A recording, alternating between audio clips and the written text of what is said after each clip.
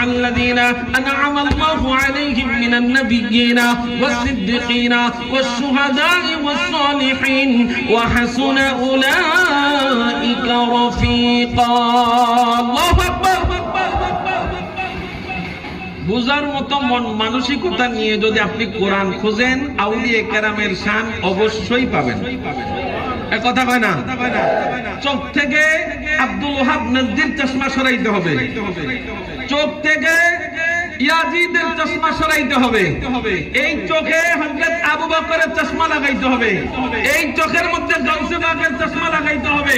তাহলে কোরআনের প্রত্যেকটা হরফে হরফে আপনি নবীর শান পাবেন, আউলিয়া কেরামের শান পাবেন। কথা বলেন ঠিক কি না? দুনিয়ার মুসলমান, এই আয়াতের মধ্যে আল্লাহ বলছেন, এই আয়াতটা কেন নাজিল হলো? আমার সময় কিন্তু কম, এরপর আমি বুঝার জন্য বলছি আয়াতটা কেন নাজিল হলো। একজন সাহাবী আমার নবীর কাছে বলছে, ইয়া রাসূলুল্লাহ, দুনিয়াতে দেখতে মন চাইলে দৌড় দিয়ে আপনার কাছে চলে আসি, নবী গো আপনাকে দেখে অন্তর ঠান্ডা করি। সুবহানাল্লাহ। ইয়া রাসূলুল্লাহ, ইয়া হাবিবাল্লাহ, মায়ের নবী গো, দুনিয়াতে যেমনে দেখতে মন চায় এমনি দেখতে যখন মন চায় তখন দৌড় দিয়ে আপনাকে দেখতে চলে আসি। ইয়া রাসূলুল্লাহ, নবীজি আপনিও একদিন দুনিয়া থেকে পর্দা করবেন, আমারও ইন্তেকাল হয়ে যাবে। নবীজি হাসরের ময়দানে আপনার মাকাম অনেক উঁচু হবে, ঠিক কি না?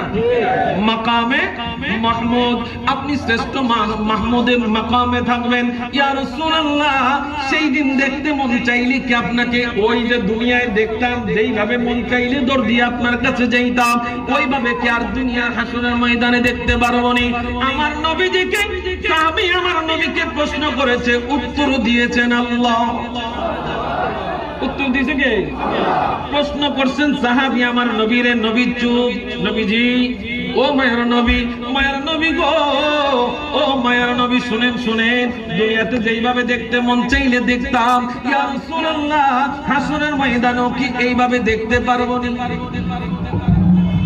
সাহাবারা মনের ভিতরে কেমন আক্ষেপ, ইয়া রাসূলুল্লাহ দুনিয়াতে তো কষ্ট পাইলে ব্যথা পাইলে আপনারা দেখার জন্য দৌড় দিতাম, নবী গো আপনার চেহারা দেখলে সব দুঃখ দূর হয়ে যাইত। ও মায়ের নবী, হাসরের ময়দানে তো আপনার মর্তবা অনেক উঁচু থাকবে, আমরা তো হইলাম গরিব উম্মত, ছোট উম্মত, দুর্বল উম্মত। ইয়া রাসূলুল্লাহ হাসরের ময়দানেও দেখতে চাইলে কি এমন ভাবে পারবো? সুবহানাল্লাহ থাক। প্রশ্নটা করছে কারে?